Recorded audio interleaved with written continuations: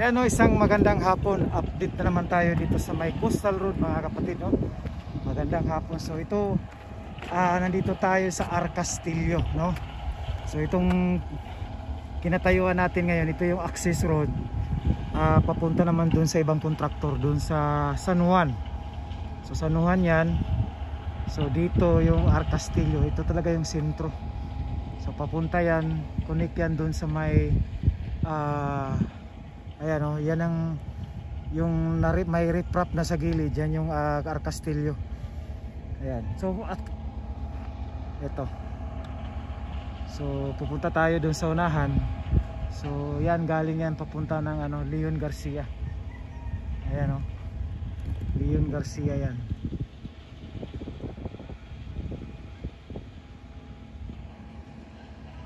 So papunta tayo ngayon sa may doon lang, no? Hindi na tayo makaabot doon, pero yan yung San Juan, no? San Juan, then Jerome, then connecting yan sa pag matapos ito lahat, connecting na ito sa Samal, no? Davao Samal Connector Bridge Project, no? Ayan. At ito naman yung girder, no? Girder na kasi may tulay dito. Ayan, no? Dito na ginawa yung girder ng tulay. Ayan. Kasi may ano dyan, no? May tulay dyan yan. Dyan, no?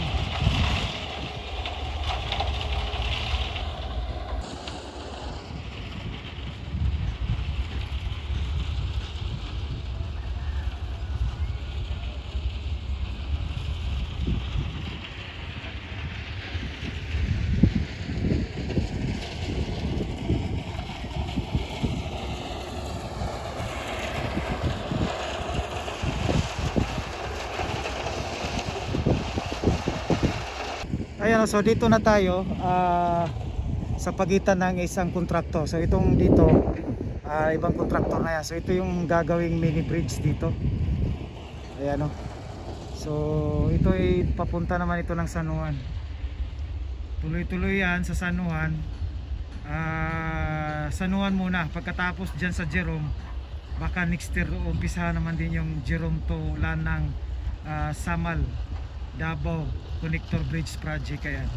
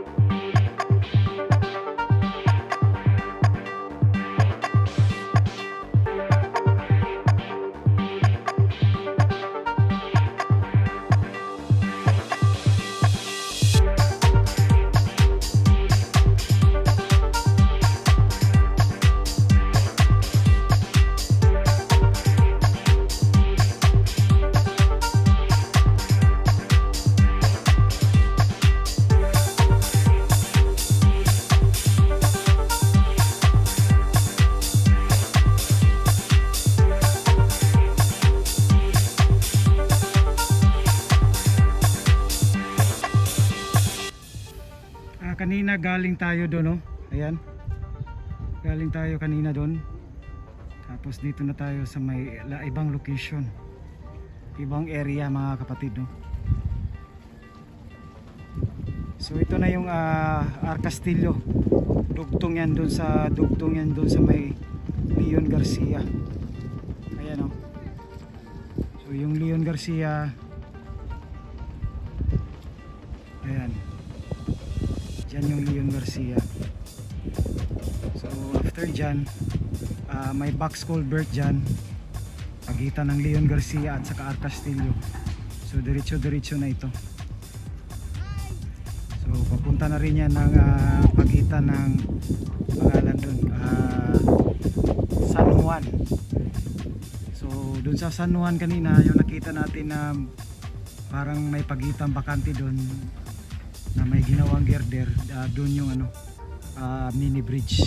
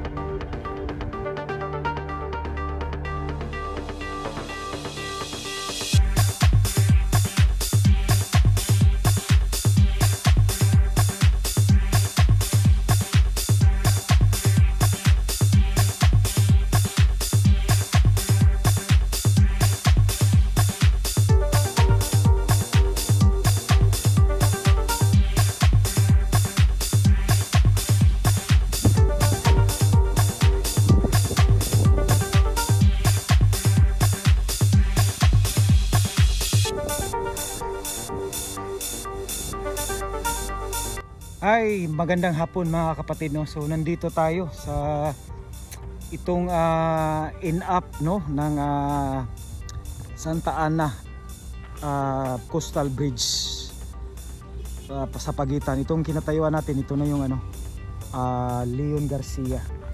Ayan, no. So ito ay na-stop ito yung pag-ano dito, pag parang itong modular segmental blocks, dahil sa ito kasi last time itong lupa dito napaka taas dito. So ito na yung medyo sitwasyon ngayon dito sa may Santa Ana. So ito na yung retaining wall. Ayan, so retaining wall, ito na yung modular segmental blocks or MSB, tutuloy yan dito. So kukunik yan dito.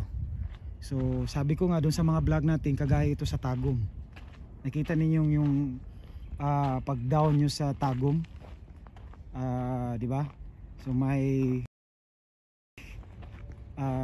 MSB, no, itong segmental blocks. So ito na yung RC pile. Medyo nahukay na dito. So mahigit isang buwan ito. Last time kasi tinatrabaho ito, no, para sa ginagawang ito yung modular segmental blocks. Ayan ito. So ito na yung sitwasyon ngayon, medyo mataas na yung lupa na natrabaho dyan, oh. May daan na rin dito, no? So ayan, nakita natin may daan na rin dito. Last time wala kasi itong daan. So medyo na ano talaga yung lupa.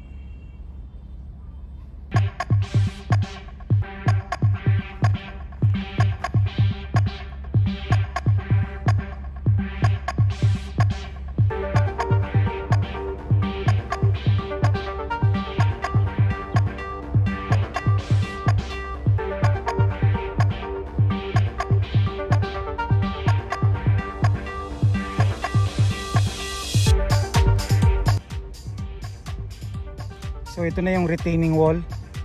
So pag napatuloy itong modular segmental blocks, kasi ano yan, talagang aabot yan sa ibabaw ng end up ng tulay. So ito yung retaining wall, diretso yan doon. So yung pader na yan, yung pader na kinakikita natin, diretso yan, connect yan dito. Ayan. So sa kabila rin may retaining wall, at saka itong yung pader doon sa kabila, yung wall yan, yung modular blocks, connect din yan sa retaining wall. So ayan mga kapatid, no, ginawa natin ito ng binisita natin itong Santa Ana. So ito yung sitwasyon ngayon dito.